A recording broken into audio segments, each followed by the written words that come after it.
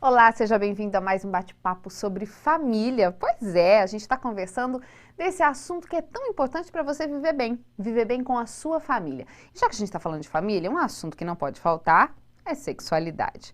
Pastor Jorge Mário de Oliveira, líder da Igreja Adventista do Sétimo Dia para a região central de São Paulo. Pastor, uma vez eu ouvi dizer que todo mundo ou está fazendo sexo ou está querendo fazer sexo, mas que a humanidade é doutrinada e é guiada de forma, hoje modernamente falando, pelo sexo. É verdade? O sexo está tão presente assim? Deus criou, o sexo no ser humano. Deus criou seres assexuados e sexuados. Nós, seres humanos, fazemos parte do grupo de seres sexuados. Amém por Então, isso. Deus criou a mão, o pé, a cabeça e os órgãos genitais do homem e da mulher. Então, isso faz parte do plano criador de Deus. Tem muita gente que pensa que o sexo não é uma coisa de Deus, quer dizer, veio do pecado, existe Não, o uma pecado cultura. afetou bastante a forma do ser humano usar, A sexualidade. sobretudo a exploração, né? Mas sexo é de Deus, quer dizer, um homem ou uma mulher fazer sexo é um presente de Deus para eles, É um ou não? presente de Deus. E Deus fez o sexo para ser usado, em termos da prática sexual, para ser usado no casamento. Pastor, então agora o senhor está complicando tudo, porque tudo ao nosso redor diz que você tem que ter prazer sexual, seja com quem for, seja a hora que for, um aprendizado, enfim, você tem que experimentar novas sensações. Aí o senhor vem e me diz que tem que ser dentro do casamento, limita muito as coisas. Da onde que a gente tira isso? Então, essa é a cosmovisão generalizada da nossa cultura. Uma cultura sexualizada, né? Assim, e banalizada, onde o sexo é muito banal.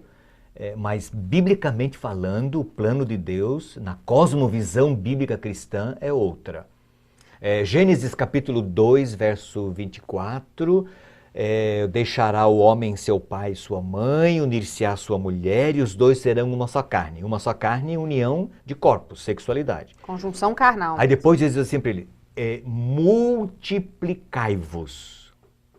Deus deu esta ordem para o casal casado na Bíblia. Isso é claro na palavra de Deus. Isso aparece nos escritos de Paulo no Novo Testamento também. E Jesus falou sobre isso também, porque esses textos do Antigo Testamento foram citados tanto por Jesus quanto por Paulo. Quer dizer, a minha cosmovisão, inclusive para você que está vendo a gente, fala assim, ó, o que isso tem a ver, por exemplo, com criacionismo e evolucionismo?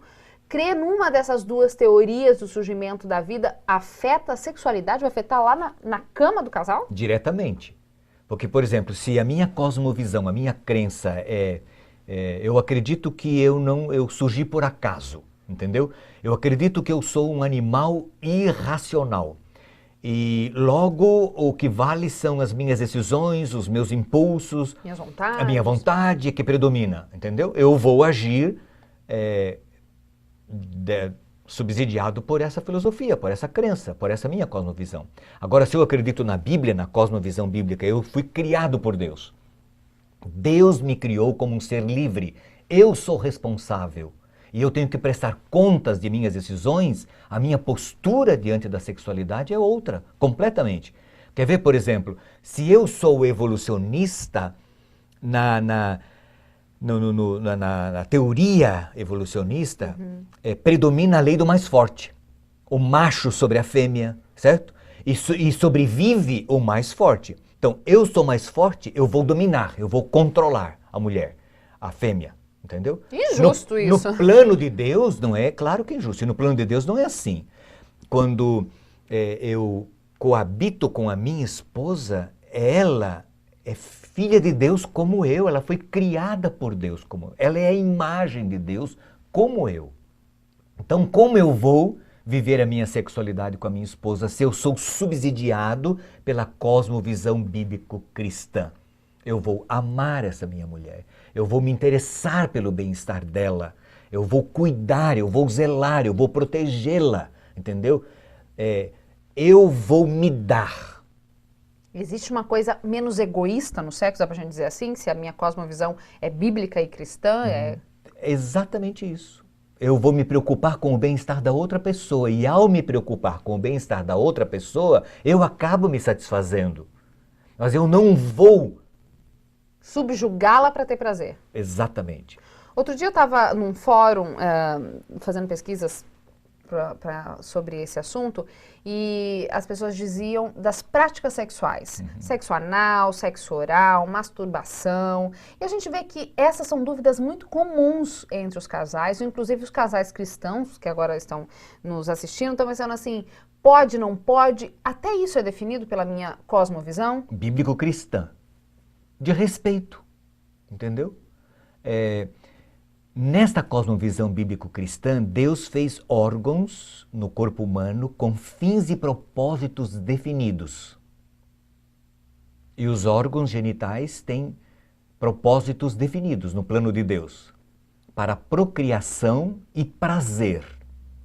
Inclusive uma coisa pode ser desligada da outra, quer dizer, o sexo pode ser só para prazer? Pode. Ou é só para procriação, como Não. algumas igrejas pregam? Não, Deus fez para prazer também.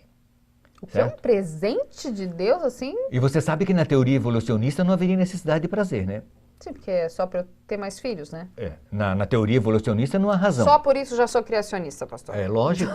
Deus fez com propósitos de união, de interação, certo? De cumplicidade, de unidade, sabe, aquele elemento de fusão. Funde duas almas, dois corpos. É uma intimidade numa plena. Só, plena e completa, única, certo? E por isso que o pecado, o diabo, odeia e quer destruir isso aí. Porque é tão íntimo, é tão pessoal, é tão forte na ligação entre duas almas, dois seres vivos, duas pessoas, que o diabo odeia isso e ele quer destruir. E ele não pode ter, né? Não. Porque ele era um anjo, ou seja, é assexuado. É assexuado, ou seja, essa relação dos casais de poderem ter prazer, de poderem criar, é um reflexo de Deus, do caráter de Deus, de poderem criar também, de poderem dar surgimento a um novo ser através de um ato sexual. Quer dizer, uma coisa sublime, eu imagino que até para todo o universo, para as outras criaturas de Deus, e que justamente por ser um presente tão grande de Deus, o diabo quer mesmo é atrapalhar, né? Sim. Já que ele não pode criar nada, então vamos destruir o que está criado. Exatamente. Por quê? Porque ofende a pessoa e ofende diretamente o Criador. Porque quando o ser humano sofre, Deus sofre, entendeu?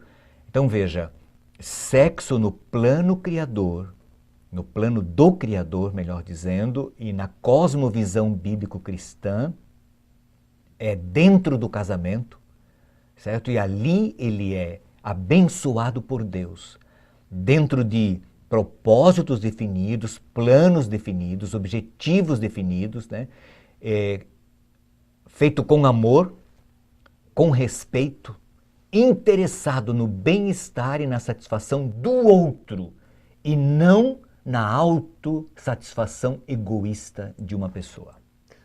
Pastor, dá pra gente dar exemplo? De repente quem vai estar assistindo a gente agora pensa assim, como é o sexo não abençoado por Deus ou deturpado do que Deus criou? Dá pra gente ver exemplos na sociedade? Porque hoje a gente vê revistas, vê propaganda, sexo tá em tudo, tá nos anúncios de azulejo, de sapato, de carro, a incitação sexual.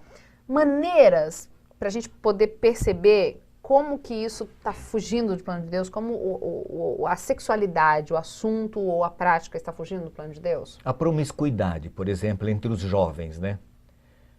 Adolescentes, precocemente envolvidos com prática sexual, com qualquer um, de qualquer forma, de qualquer maneira, entendeu? A proliferação das doenças sexualmente transmissíveis é um resultado dessa libertinagem e dessa liberação, né, da prática sexual. Eu estou com vontade, eu vou fazer com quem aparecer, o primeiro que aparecer. É isso que isso aí, né? Lógico, e veja o subsídio da filosofia evolucionista, entendeu? Meio que nem cachorro, estou no cio, vou lá, tem uma praia com qualquer pessoa que aparecer. E esse não é o plano de Deus. Então, o sexo pré-marital, certo? Entre os jovens. O adultério, entendeu? O adultério. Entendeu? O indivíduo é casado, a mulher é casada, então sai um hoje com um, com outro, entendeu? Com respeito aos laços de fidelidade. Isso. A forma como se faz, entendeu? Interessado no... Sabe, o indivíduo vai, sabe, desculpe, eu não gosto muito dessa expressão, pode ser, quem sabe, alguém até se ofenda, mas eu vou usar. Ela é chula, mas é o comer, eu vou comer, entendeu? Uma coisa muito baixo nível. De autossatisfação pessoal, não está preocupado com o bem-estar da outra pessoa, entendeu? E esse não é o plano de Deus. Deve ser olho no olho, entendeu? Coração a coração, carne a carne, entendeu? No dar e receber dentro do plano do Senhor, sem culpa.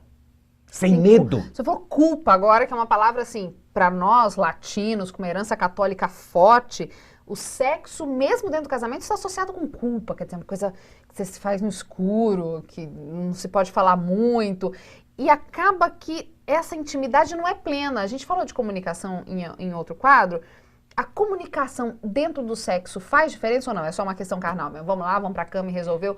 Tem como melhorar a relação sexual de casais cristãos? Claro. E aí entra a questão da comunicação na área dos sentimentos, onde um partilhará com o outro como gosta, porque gosta daquele jeito, entendeu? Como gostaria, indicando para o outro, eu gosto quando você faz assim. Eu gosto que você me toque aqui, ou não gosto. Ou não gosto, entendeu? De fazer dessa forma, desse jeito. Os dois têm que é um nível de intimidade que cresce muito. Juntos, de um patamar inicial para um patamar de intimidade cada vez maior à medida que os anos vão passando e o casal vai amadurecendo.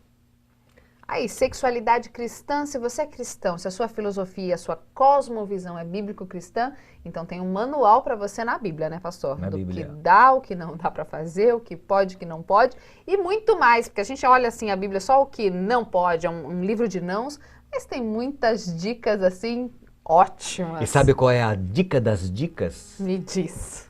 O livro de Efésios, no capítulo 5, a Bíblia diz assim: maridos, amai a vossa mulher, como Cristo ama a igreja, ou amou a igreja.